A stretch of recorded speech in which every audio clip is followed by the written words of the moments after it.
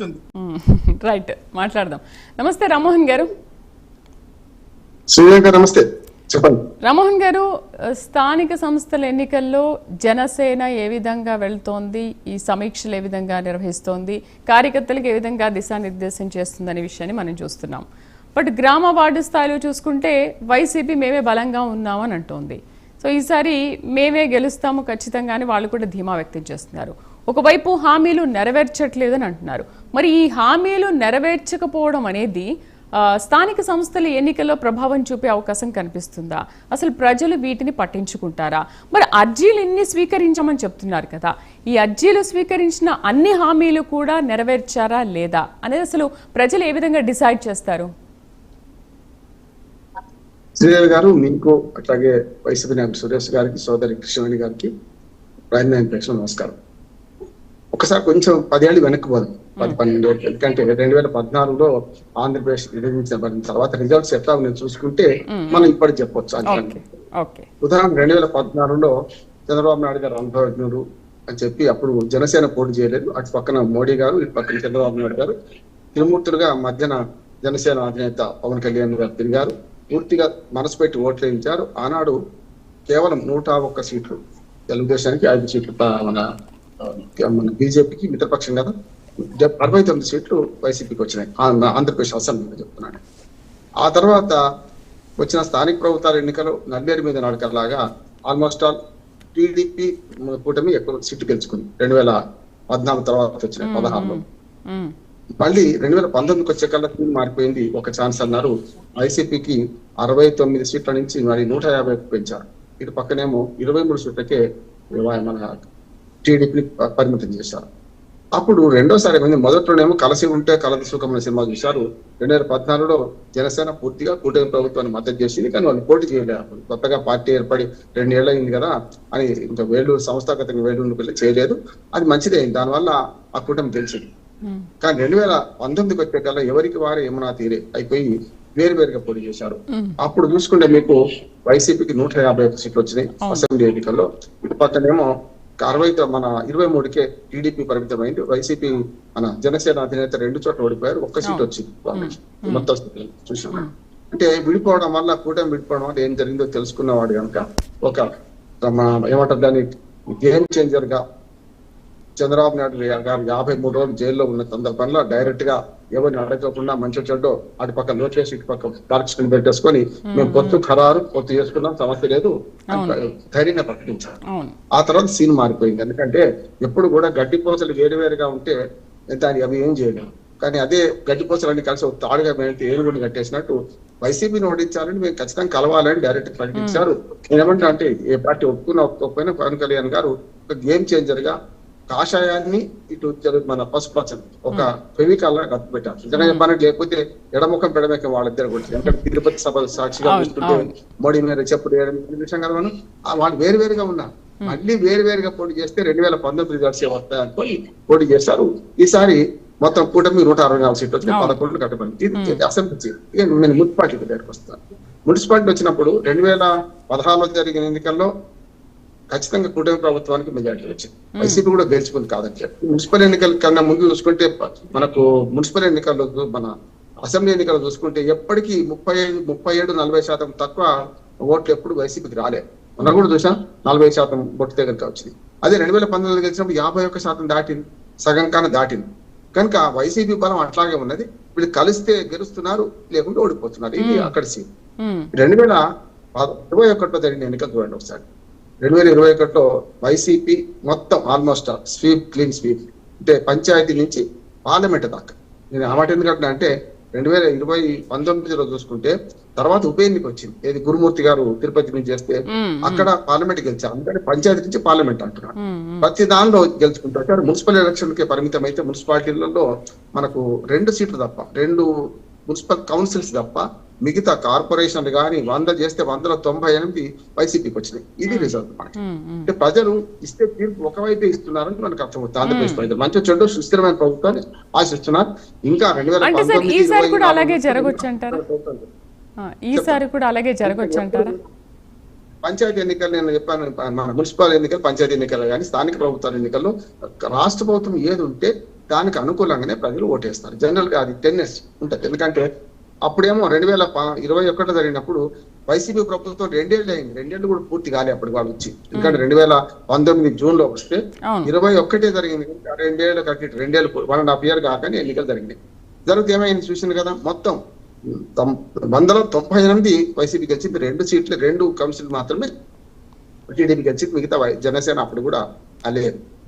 ఎప్పుడైతే 2024 తర్వాత సీన్ మారిపోయిందో ఇప్పుడు చూసుకుంటే మనకు 2024లో మన జనసేన 100% స్ట్రైక్ రేట్ చూసాం, 21 గెలిచారు. కానీ నేను లోపాలు కూడా చెప్తాను, ఏమనుకోవద్దు.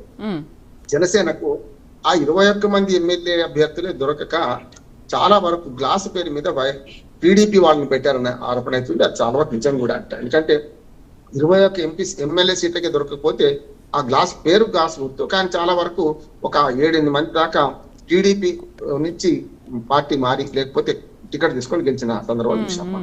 కానీ ఈ 2 ఏళ్లలో జనసేన చాలా వరకు పుంజుకుంది. ఏ రకంగా చూసినా పుంజుకున్నది. ఒక రకంగా చెప్పాలంటే పవన్ కళ్యాణ్ విధానాల వల్ల కానీ తన పార్టీ నడిపే పద్ధతులు కానీ పుంజుకున్నది.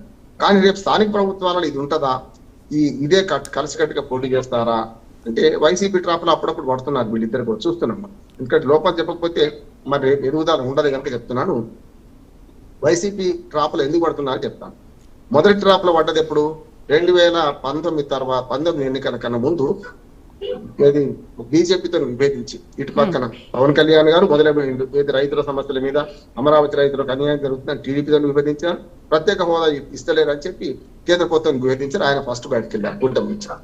తర్వాత చంద్రబాబు నాయుడు గారు కూడా ఆనాడు నేను చెప్పాను కూడా, ఏమనంటే మీరు వైసీపీ టాప్ లో పడుతున్నారు, ప్రత్యేక హోదా అది ముగిసిన అధ్యాయం కాదు అన్నాను. కానీ ప్రత్యేక హోదా ఇస్తలేదు, అది ఏమంటే ప్యాకేజీ అనేది అది పాచిపోయిన లడ్డు లాంటిది అన్ని విమర్శించిన తర్వాత చివరికి ఎక్కడికి వచ్చింది, అది మళ్ళీ 2019లో ఓటమికి దారితీసింది. అంటే కూటమి నుంచి విడిపోవడం వల్ల ఓటమి దారితీసింది. చెప్పాను కదా, కలిసి ఉంటే కలవ సుఖం, విడిపోతే చెడిపోతాం అనే సినిమా రెండోది వచ్చింది. ఇప్పుడు చెప్తున్నాను ఏంటంటే ఇదే కలయిక అట్లాగే ఉండదా అని దాన్ని బట్టి పంచాయతీ మున్సిపాలిటీ ఎన్నికలు ఆధారపడి ఉంటాయి. ఇప్పుడు ఏమైందంటే 2019లో ఫిబ్రవరిలో పంచాయతీ ఎన్నికలు జరిగినాయి, మార్చిలోనేమో మున్సిపల్ ఎన్నికలు జరిగినాయి, కార్పొరేషన్ వరుసగా చూసుకుంటే మన జడ్పీటీసీ ఎంపీటీసీ ఎన్నికలు ఆ 3 నెలలు జరిపించినాయి. అన్నిట్లలో వైసీపీ చాలా వరకు గెలిచింది చూసినాం మనం. ఇప్పుడు రేపు 2021 మార్చి ఏప్రిల్ జరగాల్సిన ఎలక్షన్లు కానీ వాయిదా పడుతూ వస్తున్నాయి. ఎక్కడ దాకా పోతుందంటే సెప్టెంబర్ నాడు కొందరు అంటున్నారు, కాదు అక్టోబర్ దాకా పోతే అంటున్నారు, లేదు నవంబర్ దాకా అవుతుంది అంటున్నారు. కనుక ఎన్నికలు ఇంకొక 6 నెలల లోపల ఎప్పుడో ఒకసారి రావచ్చు. ఈ ఎన్నికలు వచ్చి 6 నెలల స్థానికంగా పరిస్థితులు ఏం మారుతాయి, ఎట్లా ఉంటది అంటే చాలా వరకు ప్రభుత్వాలు ఏవైతే రాష్ట్ర ప్రభుత్వం ఉన్నదో అది 2 ఏళ్ళ 3 ఏళ్ళ ఇంకా కాలం ఉన్నప్పుడు వాళ్ళు ప్రజలు ఏం చేస్తున్నారంటే డబుల్ ఇంజన్ సర్కార్ లాగా రాష్ట్రంలో ఏదుందో స్థానిక ప్రభుత్వాలు మనం వేరే గెలిపిస్తే ఎట్లా, రేపు వాళ్ళని గెలిపిస్తేనే మనకు అభివృద్ధి ఉంటది కదా అనే ఒక టెండెన్సీ ఉంటుంది.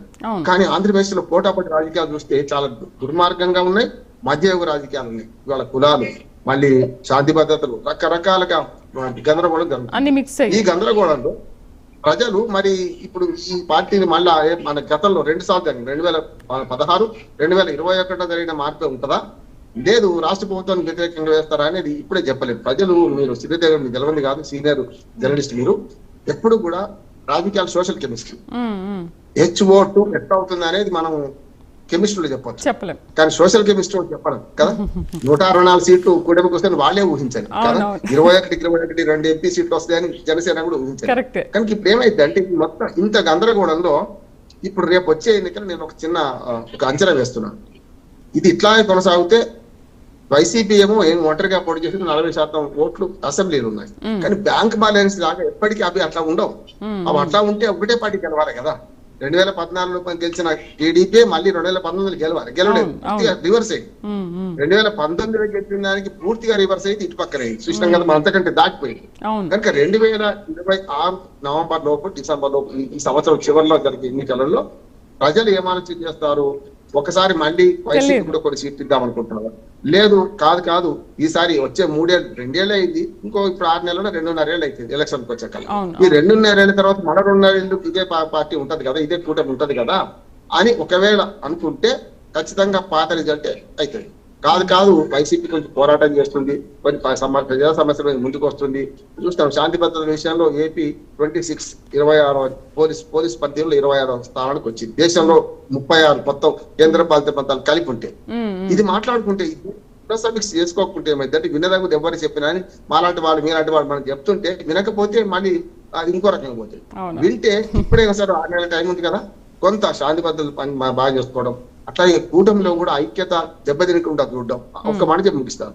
గతంలో లోకేష్ ఉప ముఖ్యమంత్రి అనగానే పవన్ కళ్యాణ్ ముఖ్యమంత్రి అని వీళ్ళు అనుకున్నాం. చూశారు కదా కింద కార్యకర్తలు ఎట్లా ఉంటారంటే స్వామి కంటే స్వామి భక్తి, రాజు కంటే రాజభక్తి ఎక్కువ చూపించేవాళ్ళు ఉంటారు.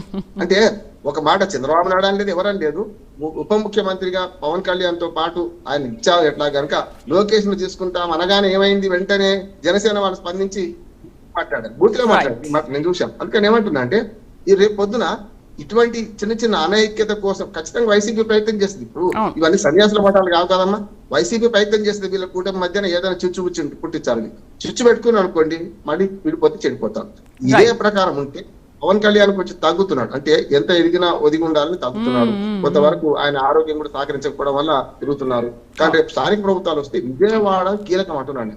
విజయవాడ రాజకీయ రాజధాని మనకి మొదటి నుంచి, అంటే రాజమండ్రి సాంస్కృతిక రాజధాని, తిరుపతి ఆధ్యాత్మిక రాజధాని. చూసుకున్న విశాఖపట్నం ఒక మనకు వేగంగా ఎదుగుతున్న నగరం కనుక ఇటువంటి చోట్ల జనసేన వేళ్ళునుకోవాలంటే పొత్తు లేకుండా వేళ్ళునుకోదు కదా. పొత్తులో మళ్ళీ తగ్గుతారా పెరుగుతారా పంచాయతీ పెట్టుకుంటారా ఇవన్నీ బట్టి రిజల్ట్ ఆధారపడి ఉంటుంది. ఆ రోజు ఏ ఎన్నిక ఆ ఎన్నిక ప్రత్యేకం, ఒక ఎన్నిక ఇంకో ఎన్నిక ప్రత్యామ్నాయం ఎప్పుడు కాదు. బ్రేక్ తర్వాత మాట. ఇప్పుడు ఒక బ్రేక్ తీసాం. బ్రేక్ తర్వాత అసలు బెజవాడలో వైసీపీ బలాన్ని తగ్గించి